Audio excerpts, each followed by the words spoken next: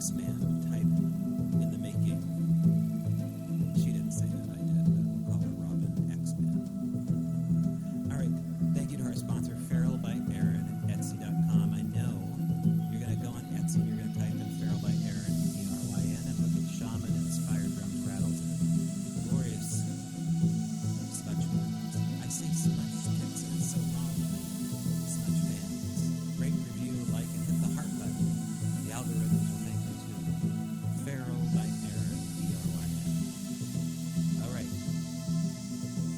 We have Robyn X next.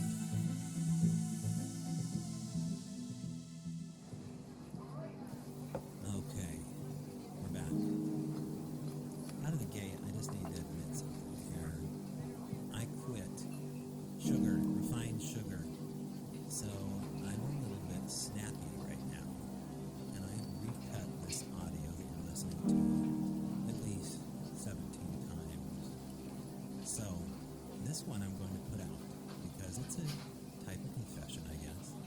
No sugar, no grain, NSNG as they call it, and that's a son of a for damn sure. So once in a while you get in a mood. In fact, everyone kind of knows. I will try to behave myself. Here, let's talk nicely about someone. Let's talk nicely about Timothy Renner, Strange News Podcast. That's a good place to start. This podcast, if you haven't listened to it, you like the word strange, you're listening to Strange Bro. Now go listen to Strange News Radio. He's helping us out, promote us, running a commercial for us, and he's an excellent source of knowledge, a musician, an artist, and an author. And he kind of broke the ground here for this Plaid Man phenomenon. If you haven't listened to the previous podcast we did with Timothy, check that out. Now, we have, of course, Sig Sigurdsson, who had the Plaid Man, or the Men in Plaid, which is a previous podcast that we did. Check that one out, too. And that was kind of more like a Men in Black, Men in Plaid scenario. This is like a woodsman, Twin Peaks type woodsman. So, a harbinger of sorts. Anyway, he broke ground with us, and it's really quite fascinating. So check out Strange Familiars Podcast and listen to those particular tales and all the other tales and counter stories that he takes in his books. So Timothy Renner, thank you. Thank you to Strange Familiars Podcast. And thank you to each one of you who listen every week. Rate, review, and share the show. It helps out tremendously. We can't really do it without that. Okay, next, as I said, we have Robyn X, or X-Man, or X-Woman, X-Person. Robyn is retired Coast Guard. She's been all over the world. Been on various vessels as, probably chasing down drug runners of sorts too. Coast Guard find themselves doing that once in a while. When you're out in the ocean, strange things happen, including lightning strikes. And that's where we're going to start with this conversation and work our way down to the rabbit hole. So without further ado, Robyn X. Robyn and I we just got back from something to eat, and Robyn and I had been talking on and off, for the last almost 7 or 8 years, if not closer to 10. And I know a little bit about Robyn's incidences that she's had over the years, but you've had a pretty incredible life, Robyn. Tell us a little bit about. Okay. Well, let's go with. I see now. I have a potpourri of incredible events that we can talk about, and yes, it would be easy here to go specifically with Sasquatch, but have you ever spoken on the record about some of the things that have happened to you? Yes. Okay, good. So this won't be out of left field if I ask you, for example, to tell the people about being struck by lightning. Right. Okay. You want me to start with that? Let's start with that. Okay. I was in the Coast Guard for 21 years, and in the mid-'90s, I think it was 86 or 87, I was stationed in New Orleans. I was working a freighter, and the chief engineer was having a heart attack, and it was a pretty bad lightning storm. We tried not to answer calls, but the guy's dying, so I answer him.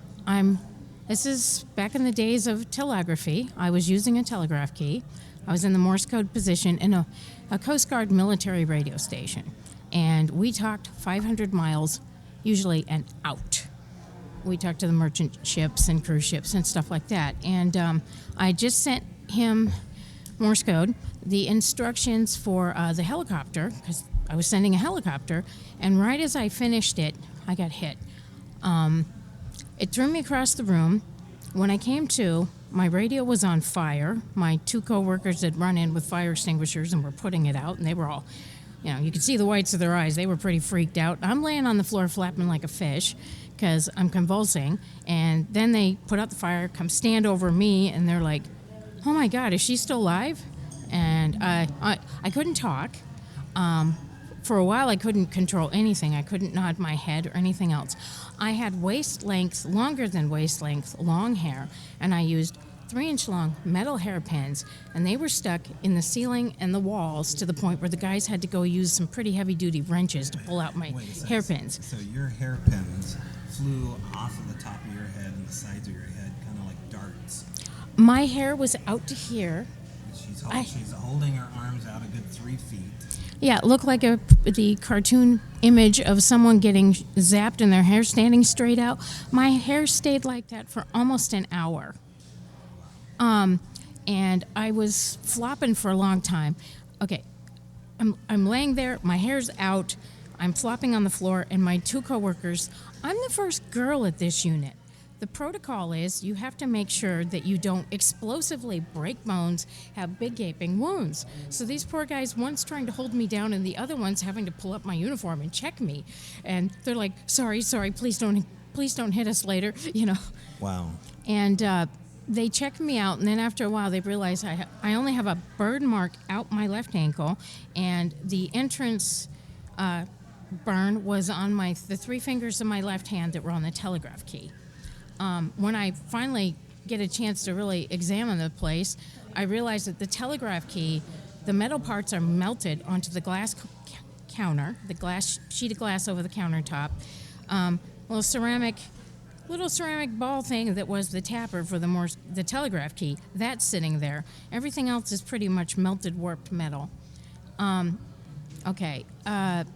What Did else? you guys have any advanced knowledge that there was a storm brewing? Oh yeah, we could hear it. Everybody else was standing down. No extraneous broadcasting was going on. Okay. And that thing came from like 5 miles away. It burned through like 100-foot long.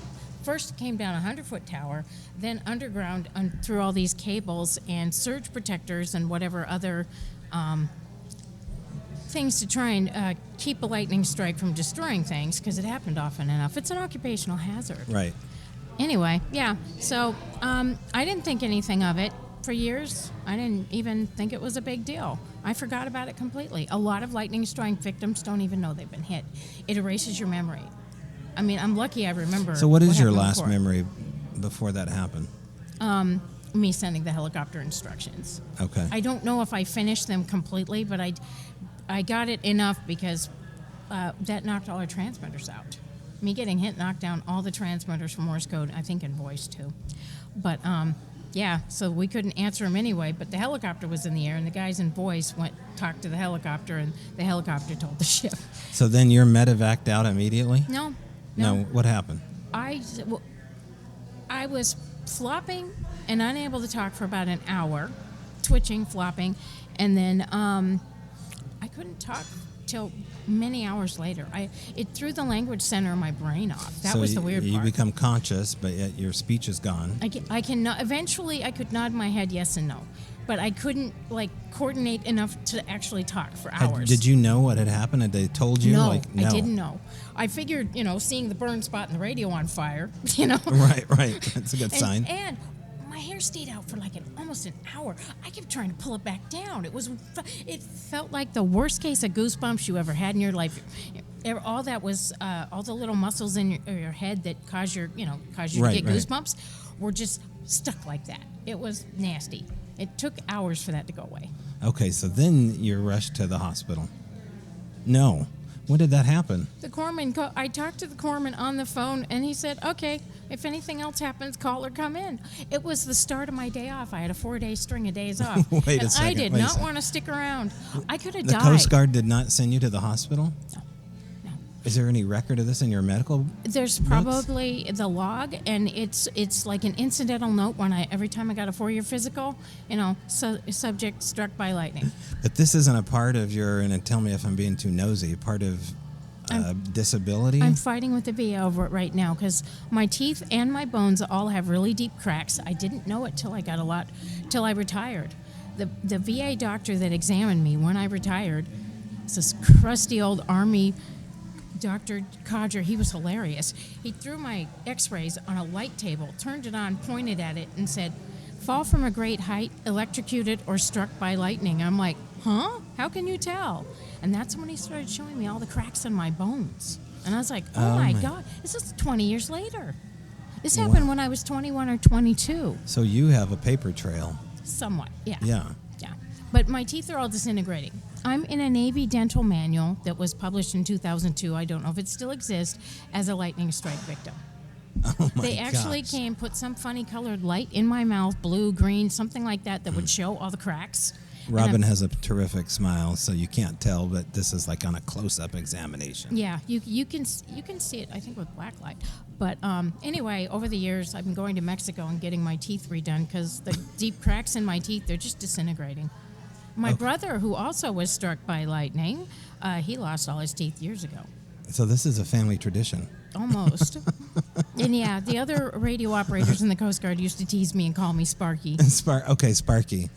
We'll call you that just for the remainder of this point here. Tell the people about the electronic phenomena around you. You were describing how you wear a Rolex watch because it's a watch that you have to goes on continuous motion. You don't have to worry about a battery. But there's other things as well that seem to fizzle out when you're around. It changed my polarity from positive to negative. And also, if you use a electronics multimeter on me, if you shift it to ohms, most humans register in the 4 to 7 range. Until very recently, till almost 30 years after the strike, I measured 0 or 1. And it used to freak out the electronics technicians. That was my parlor trick. Give me a multimeter and let me hold the leads. Oh, gosh. Okay. But other things are happening. Computers, watches. Computers, watches, small electronics. Early cell phones, they would just die. Yeah. Now, a lot of people say this happens, but you actually have... Yeah. you have the receipts to prove it. The years after the strike, I was going through probably 3 to 5 watches a year until one of my coworkers, whose family were jewelers, and he said, "You need a Rolex." He's like, "You'll never have to buy anything again, and if it acts up, they'll fix it." So I was like, good enough. So I saved up and bought one, and I've worn it for like 25 years. I'm not wearing it today. No. I have an iWatch on, and I'm afraid I'm going to fry it. Right. She's taking a lot of chances with the spendy watch. Yeah. How about other electronics? Being around computers? How about cars? Do you shut down cars? And not cars, other electronics, and I've had a whole bunch of near misses, which is another reason they called me Sparky. I would be talking to someone on the radio, set the microphone down, and the radio would get hit by lightning. Yeah, 6 times that's happened. Wow. 6 times that I can recall well, and it's probably happened many more times, but my coworkers used to be, the guys who fixed the radios would make me go sit by myself and catch up on typing and stuff if there was a thunderstorm. They didn't want me on the radios. And my technician on the ship would be like, "Don't touch it." How about anything extrasensory? Did you notice after that time that things changed for you as far as visionary? No, or that senses? didn't add anything. But no, I've always been able to see dead people to a certain extent my whole life. But that was before and after the lightning. It hasn't increased. No, it was actually more when I was younger. It's kind of faded lately. Okay. But, Well, describe that. Okay, the first time I realized, really realized that that I was seeing people that no one else could see. I was 8 years old and I was on the USS Arizona, and you're not allowed. It's the Arizona Memorial. It's the wreck of the ship in Pearl Harbor, and you're not allowed to be there unless you're part of a work party in dress uniform, anything but dress uniform. And I saw these 3 guys that had hair too long, wearing weird uniforms, World War II era dungaree uniforms. One of them had brown boots on, and one of them just had an undershirt and leaning on a mop, just watching people watch it. And so I poked my dad. I'm like, "Psst, Dad, I'm like, what are those 3 guys doing there? What 3 guys? The 3 guys that aren't wearing they're wearing a work uniform, and one of them, he doesn't even have a shirt, and my dad's looking at me going, what, where? He doesn't see him. I poke my brother. He doesn't see him. But since I described them, all of a sudden, all 3 of them are looking at me like, oh, you see us. And I'm terrified. I'm hiding behind my dad. And then a few more, half a minute goes by, and I blink. They're gone. They're gone. But that was the first time it was like, okay, I compare, nobody else could see them. I could see them. That was freaky. So you're considering the fact that those were ghosts from the Arizona, Yes. still watching over their ship. Hanging out, people watching. And the memorial. Did they look as though they were cognizant that they were dead? Yeah. They did? Yeah. I think they knew they were dead. They were people watching. They were just kind of sitting there, goofing off. One of them's kind of leaning on a mopping bucket. And you say long hair on another one? Well, long, too long? Too Yeah. long for our uniform regulations at the time. Below the ears. Yeah, one of them had like bangs that came to like here. And it Right. swept Okay, over. she's showing me right now. Swept It was over like almost like bangs. And they Okay. were way past his eyebrow. Let's put it that way. They were almost in his eyes. Right. Okay, so that was one of your most powerful experiences. One of them had his Dixie cup dyed dark blue. And for years I couldn't figure that out. Was that a thing?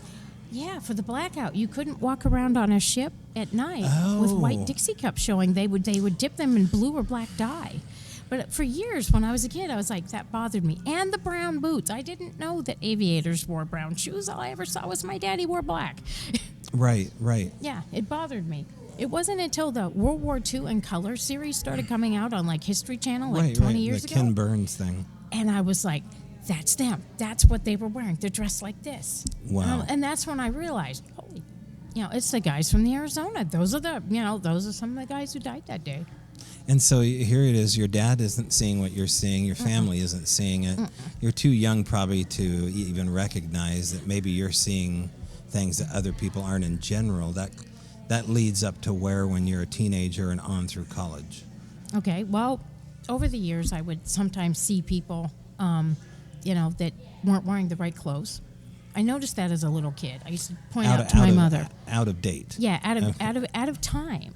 Sometimes I was seeing people dressed in like 1900s clothes. Okay. And after a while, I realized it wasn't costume.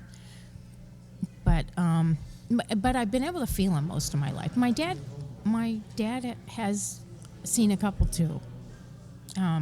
So your dad didn't necessarily think you were a liar. No. No. My dad didn't think I was nuts. He thought it was unusual, but Right. he'd seen his own. Right. He saw somebody on one of his ships, a friend. Okay. So he's describing that to you as you're growing up. At this time, do you know if any of your siblings or your mother at all had this ability? My mom does not. Okay. My youngest brother, yes, and my middle brother, no. Okay. Yeah. And if it helps any, I think some of my ancestors were burned at the stake as witches, so maybe somebody else had the ability too, and it got them in trouble. A big Yeah. left turn here. Wait a second. So you think that you have family members that were in the Salem witch trial? Other Massachusetts Bay Colony issues. Okay. Yeah, I'm descended from the Mayflower people. Yeah. Okay. So And I looked. I've gone through and looked at them, and it's like, but a lot of times witchcraft was just bad politics. You didn't get along with your neighbors, and they had a grudge. Right. Now, is there a name associated where you've looked back, like this was the name that was passed All down? their names, I could swear one of them was Prudence or Patience. Okay. I believe it started with a P.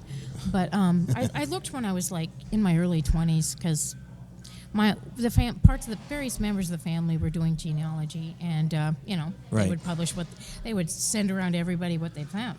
Mm-hmm. So that's when I was like, wait a minute.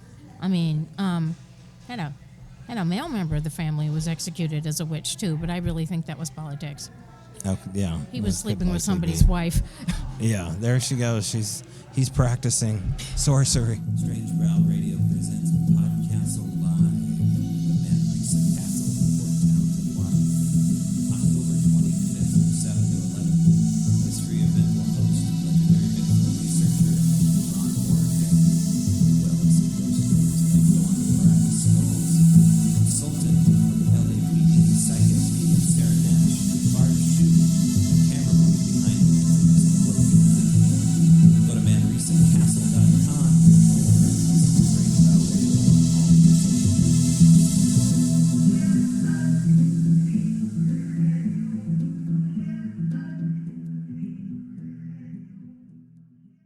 Other things, I was at a Civil War fort in Mobile, Alabama once, and I was wandering around by myself on a weekend. My friends were camping on the beach at a campground next to it, and honestly, they were just partying on the beach, and I was like, cool, an old fort. Anybody want to come with me? And they're like, no, we have beer here. Right. So I'm like, fine. I'm wandering around the fort, and I get down in this, what was a magazine. And all of a sudden, the hair on the back of your neck comes up and you get really cold. I took out my camera, and this is the days long before digital, and I'm taking pictures every direction because there's something here and I know it. Yeah. So it finally got so bad. It was just creepy as heck. I ran out, daylight, took a breath for a second, and then went back down. Nothing. No, nothing creepy, nothing at all. And so I went to the park rangers. I'm about 21 here. I go to the park ranger and I said, you have any ghosts here? And they're like, which one did you see? And I told her I didn't see him, but I felt him. And she's like, be glad you don't see him. He doesn't have legs. Oh, no. It was some poor guy they dragged down to a safe place during a battle, and he bled to death before they could get to him. Oh. And people who see him say he's laying there going, help me, help me, help me. Oh. I might have heard help me. But I didn't know that before, so I thought I was imagining it. Yeah, it's too brutal to joke about. Yeah, So I won't. yeah. No, war is hell. But, and you got a glimpse at some of that. I have, So you've also had, here we are in front of Biggie, this lifelike Sasquatch, at least I tried to. You and I actually met through some Bigfoot conferences and through some meetups and whatnot. So how did you get interested in the subject matter of Sasquatch, and what do you think's going on? In about 2007-8, my dad, who lives up in northern Washington, kind of close to Bellingham, had a garden in his backyard, and he would go down first thing in the morning just to sun up and turn off a drip sprinkler. Well, Right. One morning he was doing that, and he noticed 23-inch long, brand new, fresh Bigfoot footprints through the dirt and on the grass where the Bigfoot had stepped on grass and dirt. The grass was still springing up. And he turned really off the fresh. water, ran up to the house, and got his 30-06. And eventually, I heard about it. I called to say, hey, what's going on? And the Bigfoot were screaming and throwing things at them when he went down to the garden. Right. They wouldn't let him down there anymore. And so that's when I started getting interested, started researching, started looking things up and meeting people. Yeah. Because, my dad was freaked out and he thought he needed to shoot him. And I was like, don't you dare shoot him, But I was like, I don't think shooting him is going to make it anything but worse. But, and from there, my family, that my dad and my brother live up there, eventually kind of got to be friendly with them. And we met over time, 5 or 6 of them. And I used to go up and sit on his back porch, and the Bigfoot would be peeking around behind a tree and making funny noises at us, whistling. Right. Snap their teeth at us in the early days before we knew what was going on. We were getting too close, and they would snap their teeth together and be like, what's that noise? Yeah. But that sounds like an aggressive posture. yeah, well, it was some of the young males who were kind of like practicing, but eventually everybody got to be mostly friends. There were some Bigfoot that don't interact with people, and that's their choice, and that's fine. But a few of them. There was an elder who was huge. I never saw him. He didn't come down too often, but he was really, really big. And then there were so the younger ones were the ones who mostly interacted with my dad and my brother. They liked music. My brother was in a band, and my dad got tired of having a garage band in his living room, so he built a soundproof band room on the other side of the garage. Okay. And local bar bands and stuff would sign it out and use it to practice. My brother even had, I think, some recording equipment in there. But the Bigfoot would come and tap on my brother's window late at night and want him to play something. Really? They'd wake him up for Yeah, having an open mic session? Yeah, basically. And And he'd cuss at him, leave me alone, I don't feel like it. He wasn't real friendly to him. Wait, so it was this conversational between your family that this was happening? My youngest brother. Yeah. Okay. And some of this was telepathic. I mean, I know that sounds nuts to a lot of people, but some Bigfoot are telepathic, and you can talk to them, and they talk back. Yeah, and you're okay saying that. You're very matter of fact about Yeah. it. I know a lot of people don't believe it, but the first time you have someone say, who are you and what are you doing here in your head, and you know it's not you, you know? Right. So when did you know that about telepathy? Well, my brother started hinting about it the first year, and I wasn't sure. I didn't know if he was imagining it or what. Right. And then after finding more people and talking to people, and having one time I was hiking in the Central Cascades in Oregon. Right. And we were out looking for Bigfoot because that's how we thought we should do it. And somebody does a Bigfoot scream, and somebody else did this is the Bigfoot, not us. Other Bigfoot makes a noise like a bird screeching. And I basically said, yeah, any minute now they're going to come screaming and chase us to the car. And that's when one of the Bigfoot said in my head, well, it's no fun if you know what we're going to do.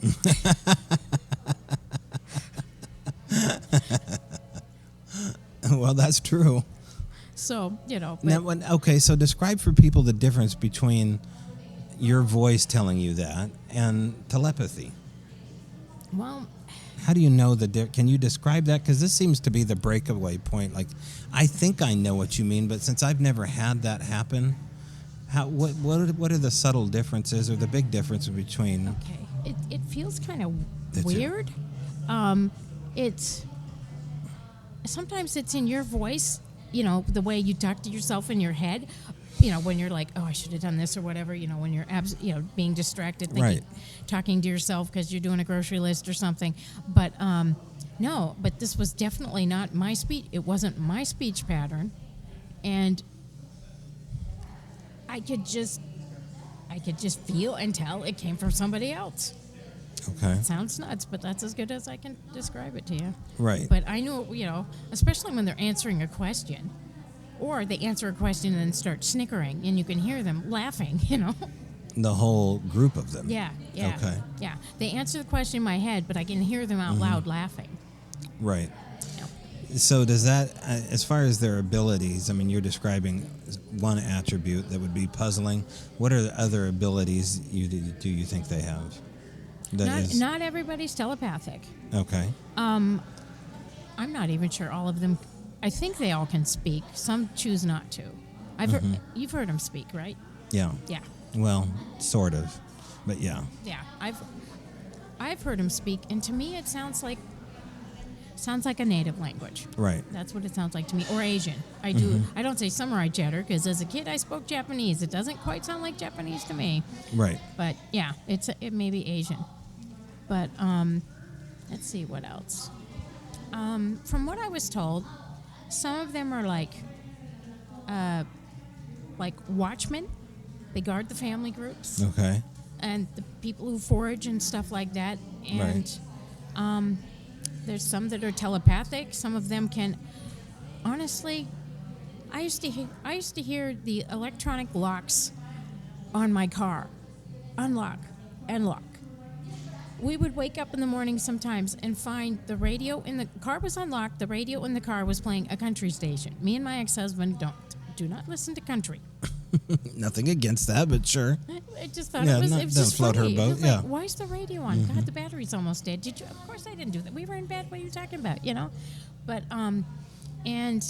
So you attribute that to Sasquatch? oh yeah. Okay. I've at my dad's place they could telepathically turn lights off and on. Now, why do you think it was them and not a ghost? Okay, that might be a good point. There are some ghosts on the property too. Okay. My dad's place used to be a homestead, and my dad actually, I was really surprised to get him to admit this to me, but when I brought out a K2 meter one time because I knew the place was haunted, I myself has seen what I call this guy the lumberjack. He's Right. wearing a green and white plaid wool shirt, boots laced up to his knees, handlebar mustache, and his hair's parted down the middle, and I think he's from like the 1880s, 1890s. And when my dad was altering the house, he was adding that band room and adding a bedroom for my brother downstairs. Right. Boy, the lumberjack was riled up, and he was the homeowner of the original homestead, is what my dad and my brother think. Wow. And I'm like, I was walking down the hall, and I turned around, and I was like, who's the lumberjack?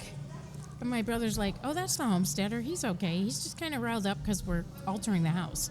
Yeah, that'll do it. Oh, yeah. So some of the things you were attributing to ghosts, but some of the things you're attributing to Sasquatch, was there a certain type of behavior that the Sasquatch seemed to gravitate towards? They would turn off all the outside lights all the time. Until when I told my dad, I was like, tell them why you want the light on. It's in the middle of nowhere, out in the woods. It's Right. pitch black. Well, there was a young guy who lived with the family, and he had a job and went to school part-time, and he didn't get home till way after dark. And so my dad's like, leave the porch light on so the kid can find his way into the house. And once he said that to the Bigfoot, they were like, oh, and they quit turning off the porch light. Now, there was a switch that they were hitting, They were doing it telepathically. so they weren't even interacting physically with it, Or either that or they were, unlocking the door, reaching their hand in and turning it off and on. which in itself would be pretty featful. Yeah. Okay, the old homesteader and 1, 2, 3, 4. 4 women have died on the property in the past 100 years. Okay. My stepmother included. She died in the upstairs bedroom. She's not there. Believe me, I looked. But I was surprised. I thought she'd linger. That was her dream house, but no, Right. she's gone. She went to the light. But the 3 females in white nightgowns go running through the upstairs, my dad says. My dad says sometimes he sees the ghost of 3 a woman and 2 smaller girls in like nightgowns go running through the upstairs. There was a barn on the property, and they died. They burned up. They went out to try and get their horses, Right. and they died in it. And that's what he thinks he's seeing. He's seeing that repeated. It's just a little, what do you call it? Not the active, like intelligent haunting, but the kind that's a like a loop. little film loop. Right, Yeah, like a yeah. stone, Residual haunting. That's the proper yes. word. A residual. Okay. Yeah. And the activity hasn't been much at all in years.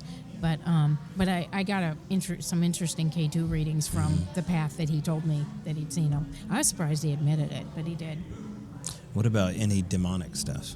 Not that I know of. No. And what's your opinion of black spirits, dark spirits? They exist. Okay. I chased a shadow person out of my house in Tucson a couple years ago. You did? Yeah. That's why I got outside and smudged it, because I kept seeing a shadow person. And describe it. Gray, black, shadow of a guy about 5'8", Okay. and would just lurk in the corners, lurk in shadow, and you could just make him out. And I'm like, nope, you're not staying here. Would he hug a wall like a shadow would, or was he full dimensional? Is that hard to I only saw him just zip, zip, zip. I Okay. didn't get a real good look at him, but it was like it's almost like the corner of your eye thing, where you see a person, Right. move quickly from one spot to another, and it's peripheral, and you're like, what did I just see? Right. Yeah. Did he have a hat on? No. No hat. No hat. Just Okay. not enough of identifiable. You couldn't see like he was wearing a trench coat or a short coat. You couldn't. Yeah. But I didn't let him stick around very long either. I was like, I don't think so. So what actions did you take? I smudged sage, and I Okay. think I might have spread up some salt around too. Okay, and that did it? Mm-hmm. And so what do you think it is about sage? Heck, I don't know. You'd have to ask some metaphysical specialist on that. Nope. Right, because that really is like the raid for ghost. Sage and Holy black water, salt and holy water. Salt, holy salt. Okay, I'm Catholic, so Right. I go get the good stuff. Yeah. If I'm having trouble, a relative of mine was kind of almost a nun. She was a certain degree in a particular order, and she would get me holy water, holy salt, stuff like that.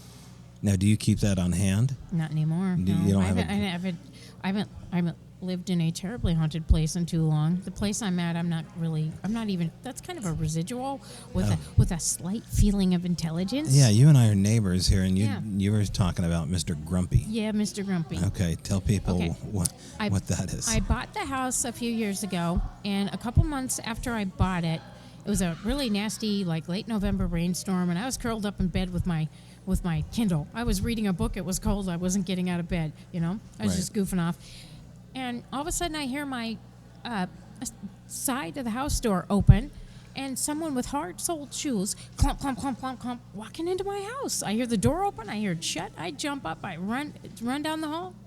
Nothing. Doors closed, locked, and it was pouring. So whoever it was would have left wet footprints. Mm-hmm. Nada. And I was like, oh, okay then. I was like, I was wondering if that was going to be the start of activity, but just here and there, things not being in the place where they belong occasionally, not Right. terribly often.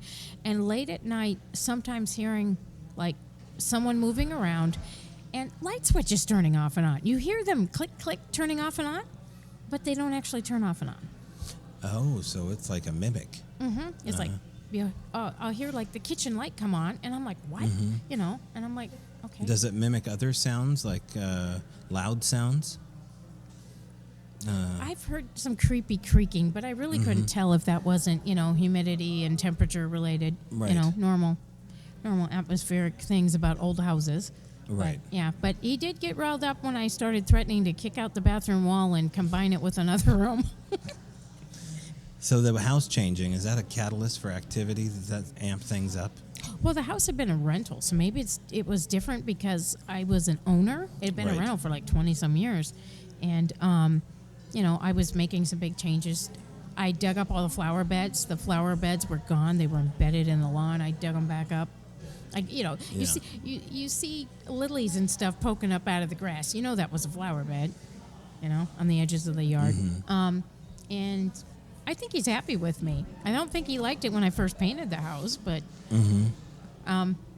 he had it brown and white, and I thought it was boring. Did you talk to him before you Yes. painted it? Yes. Really? Oh, I talked to him So that's sometimes. how comfortable you are with things, because, here I talk about this every week at least with somebody, and I still roll my eyes at myself when I do something like talk to a ghost or talk to, the woods and. I years ago when I was stationed in Key West, I had a haunted apartment, and yeah, I had screaming matches with her. She was psycho. It was an old lady. It was an old house, at least 100 years old, and it'd been cut into 2 or 3 apartments. And the guy who lived in the bigger section, which was like a 2-bedroom, 2-bath section of the house, Right. he swore there was nothing going on in his house, but he played classical music at a medium volume even when he was asleep. Okay, what's the link with that? I'm trying to figure out the link. The place was haunted. Oh, He so- was keeping music on so we didn't hear her. As he's trying to drown out activity. Yeah, I think so. Like someone with a fan at night. Yeah. Okay. He was, and I found out later that the apartment I rented, in like 15 or 20 years, no one had lasted past 3 months in there, and most people moved out in the middle of the night, throwing all their stuff in the car and running for it. Wow. My neighbors told me this, Wow. and they were like, I lived there a whole year before the rental company decided, oh, maybe the place isn't haunted anymore. Let's double the rent and throw her out. Wow. Yeah, that's what they did. But, I mean, I would watch, just things disappearing, literally. You would turn your back and something was gone, and then you'd find it months later. Like one time my makeup would start disappearing. She'd screw with my makeup. And then one day I was standing in the kitchen washing dishes, and I'm about to drop something in the dish drainer, and all of a sudden I hear it go clunk. This tube of mascara I lost months ago just drops in the dish drainer. Out of thin air. It apports Yeah. through space and Yeah, time. yeah. Drops right in front of you. And I'm just like, oh, you rat. Yeah. But yeah, I threatened her with an exorcist, and she So settled Robyn, down. when it dropped your mascara, let's say it dropped in the way you said it did you watch it come through a portal? No, I just saw I was Okay. washing dishes, and Yeah. I saw it out of my peripheral vision. I saw something do this, Right. and at the same time I saw something go downward. A clunk, and then I look, and it's still kind of rolling around, and I'm like, I look at it, I'm like, that's a mascara I lost 3 months ago. But the neighborhood cats that I used to feed and hang out with on my front porch would not come in my house ever. They wouldn't ever cross the threshold. The hair would go up on them. They knew better. Yeah, they knew better. And then Okay, and then I had to leave a key with my neighbor. I was stationed on a boat, and I'd be out for a month or 2 months sometimes, and every light in my apartment would come on, click, all at once. And my neighbor, who people would they would screen in a porch, and they would use it as their living room in places like Key West, where electricity is really expensive. You had a screened-in porch, and it was your living room. Okay, yeah. So they'd sit out there watching TV and stuff, and she was sitting there one day watching TV and watched all the lights in my house turn on by themselves while I was out at sea. And lucky for me, I was only on a shakedown cruise, and I came back in a day or two. That would have killed me, the electric bill. Oh, sure. But I gave her a key after that and my phone would start ringing in the middle of the night and not stop. One time my phone rang for 2 weeks straight, and it drove them nuts. They were going to kill me. Yeah. Wow. So your phone, while you were gone, would just ring and ring nonstop, and For it days. did it for 2 days. weeks? Yeah. I mean, I think they had to call the phone company because I was out at sea. I didn't know, and she was just like, "Please leave us a key. We're gonna have to break a window the next time because it rang day and night." Now, why go through all the effort to pull a trick like that? What do you think is going on with them that they would spend so much time and energy? I think she was trying to. She had driven everybody else who'd ever stayed there out. She was trying to drive me out, and at first I was too stupid to catch what was going on because I was Or hardly have ever people there. turn against you? As far as your phone ringing. Yeah, well, Yeah. she would also stand over me while I slept, and I would see her shadow. Mm-hmm. She was an old lady with finger wave, the hairstyles from the 1920s and 30s, and not quite cat's eye glasses, because that's what I would see in her shadow. Yeah. And it would be so cold you could see your breath when she was acting up like that. Ooh. And she would just stand over me while I was sleeping, staring at me. Nice. And I'm like, it's like, if you don't let me get some sleep, I'm definitely calling in an exorcist. Yeah. And that's when we kind of came to an agreement. What was the agreement? She wouldn't keep me up all night and trash my house, and I wouldn't call in an exorcist. Yeah, because you grew up. Did you grow up with Catholic roots?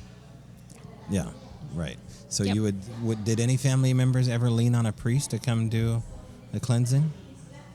Might have been here and there. I wouldn't have known. Yeah. There were even priests and nuns in the family prior generations. Okay. They were a bunch of women were nuns. I didn't know that till recently. I found I can't see the master list of penguins, and my mother will slap me. The master list of penguins. One of the great aunts who was a nun actually wrote to my great grandmother a letter because she had daughters that were going to school, and she wrote her a letter with all the family members who were nuns, what order they were in, what they taught, Right. things like that, and their addresses in case any of the girls wanted to be a nun. You never thought of it? Oh, good God, no. But yeah, I know. But Because you got a lot to say. I mean, a nun's kind of confined to just the abbey. nowadays, Yeah. a lot of these were Wild West nuns. And they were running their own parish, and they were going in and Okay. breaking up fights in bars. And Damn. yeah. Now I don't know Spaghetti if Western I don't know nuns here. if any of mine were, but Right. but knowing my family, yes. Sounds like a Quentin Tarantino movie. Nuns on the run with machine guns. Actually, the one nun that my family still has memory of, her name was Sister Susanna, and she wore like the flying nun type habit. Yeah. And actually, she was a real sweetie. She worked at orphanages and school, and she loved little kids. My mom said, if any time you were feeling bummed, go curl up with Sister Susanna, and she'd read you a story and make you feel better. Oh. She was really So sweet. they didn't all have Yeah. a whip in their hand and a... Yeah, no, she was really Railroad sweet. tie. I've actually run into people, 20, 30 years ago, people who'd been her student, and they all had nice things Good to say memories. about her. They were Yeah. they were like, she was like kind of the mom to everybody, What about, you describe being out on the Pacific with the Coast Guard there, and you would have sightings of strange lights in the sky or underwater. That was actually in the Caribbean, but yeah, we saw weird lights. I think a St. Elmo's fire. I've seen a St. Elmo's fire before. Rolling up the which mast. is what? What balls is of light. unexplainable or explainable? Balls of light? Explainable. It's a scientific phenomenon. It's Okay. weather, but it's creepy. It's Okay. really creepy. Balls of what color were they? Whitish to orange. Balls of light running up the masts. Okay. Running up anything metal. They were running up the rigging, the mast, things like that. St. Elmo's fire. Yeah. Okay. Okay. And how far off would that have been? I mean, and how big are these balls of fire? The size of like a kid's dodgeball ball. Okay. Red rubber ball. All right. Only saw that like once, just one day, and I don't remember if that was something really specific, like we were right before the Category 4 or 5 hurricane came, but that, and I've heard some of the weird noises they talk about, these screeches and stuff like that. Oh, you've heard the horn screechy sound? Yes, we were adrift. We were adrift, hanging out in a spot. Bahama Bank? No, K-Sal Bank. Weird stuff off K-Sal. Right. And we were. Sometimes you could even hear whale sounds. It was quiet enough if they were just running the bare generators to right. Keep power, keep the engines Sure. awake, but not really running. But yeah. We okay. I was a navigator too at the time. On that boat I navigated, and I have seen radios and compasses go nuts. And as a radio operator, you sail into this spot, and all of a sudden, and your radios go dead silent. You can't hear anything. You can't talk to anybody. And I would finally have to call up to the bridge and go, "We need to move 10 knots, 20 knots, any direction, but get us out of here. This is a dead spot." They're all over the Caribbean. So what would that be caused from? It could be magnetic activity under the Earth's crust. There's weird places in the Caribbean that they've got readings off that from. Okay. Yeah, it was weird. First time it happened, it was creepy. We actually used to keep charts and mark where these places were, but they moved. Some of them didn't, but some of them moved. Like no-go zones. Well, it's like they would write in the margins of a chart, no communication, no incoming signal, radar acts funny, stuff like that. Now, would you see strange lights associated with that? I don't know. No, nothing rings to mind. No. What about missing vessels? Did things go missing out in those areas? Yes. Like what? The occasional freighter. Okay, something not small. But it's a major traffic zone. So I'm not sure how much of what's considered the Bermuda Triangle type missing cases, I don't know how many of them are just regular stuff that happens in a high traffic part of the ocean. Right. I mean, that's major aircraft routes. Right. You know how many aircraft I work ditching over the Caribbean? Mayday, Yeah. mayday, mayday. I'm ditching in the water. And especially if your radio goes out, you just have to ditch. Well, sometimes these guys were around the Bahamas. I worked at least 6 of them. Now, what do you Only think? one of them lived. What do you think about people that have described going through a place like the Bahamas or the Bermuda Triangle, and they describe seeing a distortion in the cloud that almost turns into a funnel, an electric fog tunnel, where these planes are being scooped in and time is being distorted, space. What do you think of that? Potentially it could happen. I didn't witness any of it. I've heard of some weird stuff, but except for the dead zones and our instruments going nuts, Right. I didn't witness anything beyond that. Okay. Yeah. And you didn't get any briefing or any scuttlebutt from the Coast Guard on phenomena like this? Well, I got it from the other radioman because they pulled out the chart and said, "These are the ones we know about. You need to know about these because Okay. you can't talk to anybody. You have to leave the spot to communicate with anybody, in or out. You couldn't receive anything, you couldn't transmit." And there was no explanation why that would happen. Well, okay, for transmit, I assume because it's something with the atmosphere, your signal's bouncing all over the place and just not going Right. where you wanted it to. But receiving, that was propagational effects, and that's not too unusual. But there was always bad propagation in the places where these dead zones were. Propagation is how radio waves, as the hams would call it, skip, how they bounce through the atmosphere and where they come down. And we have some pretty standard formulas for how that works, but sometimes sunspots can have an effect on this too. Okay. Yeah, And those- sunspot activity. Yeah. And can you predict a sunspot? I mean, Well, the Air Force can.